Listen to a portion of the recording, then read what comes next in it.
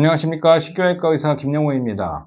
오늘은 중증 척추관 협착증과 우울증과의 관계에 대해서 말씀을 드리겠습니다. 허리 통증이나 다리 통증으로 고생하시는 분들은 6개월이나 1년 이상 아프시게 되면 마음이 불안해지고 일상생활이 많이 불편해지면서 우울증과 불면증이 생기는 경우가 있습니다.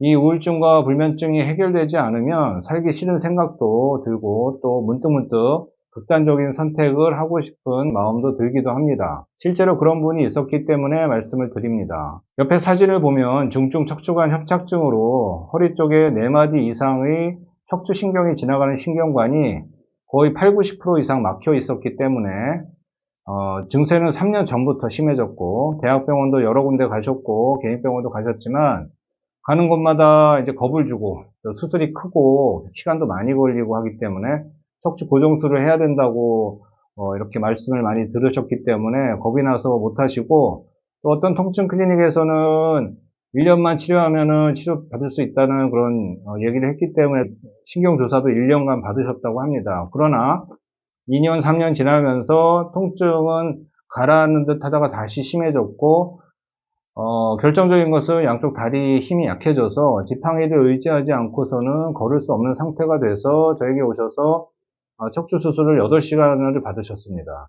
워낙 여러 마디가 안 좋으셨기 때문에 이런 경우는 수술 시간이 꽤 많이 걸립니다. 또 뼈도 굉장히 딱딱했고 병변이 심한 경우는 현미경을 보면서 미세하게 정밀하게 해야 되기 때문에 시간이 많이 걸릴 수밖에 없습니다. 이분의 다리 근력은 수술 전에 상태를 보면 정상인의 한 5, 60%밖에 안 됐습니다. 지팡이를 의지하지 않고서는 걸을 수 없었기 때문에 굉장히 약해져 있는 상태로 마비 상태로 오셨었고, 만약에 수술을 하지 않으셨다고 하면은 몇 개월 내로는 거의 마비 상태로 되면서 휠체어를 탈 수밖에 없는 상태가 되셨을 것입니다. 척추 수술 후에 통증도 많이 좋아지고 다리 힘도 이제 서서히 회복되어 가는 과정 속에 있는데, 제가 회진을 돌 때 혹시 우울증이 없으셨냐고 여쭤봤더니 실제 우울증이 있었고 이게 해결되지 않으면은 극단적인 선택을 할 수도 있겠다라는 그런 생각을 여러 번 하셨다고 말씀을 하셨습니다. 척추관 협착증이라고 다 수술하는 것은 아닙니다. 척추관 협착증이라고 다 수술하는 것은 아닙니다. 경미한 척추관 협착증은 보존적인 치료로 얼마든지 해결이 됩니다. 그러나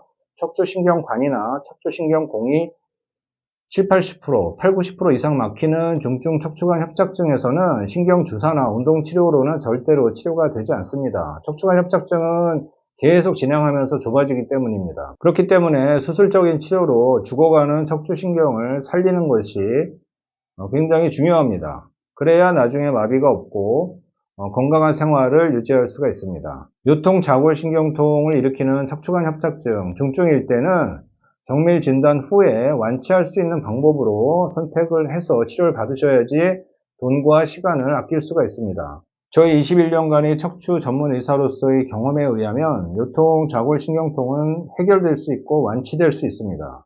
지금까지 척추 디스크 탈출증, 척추관 협착증을 치료하는 신경외과 의사 김영호였습니다. 감사합니다.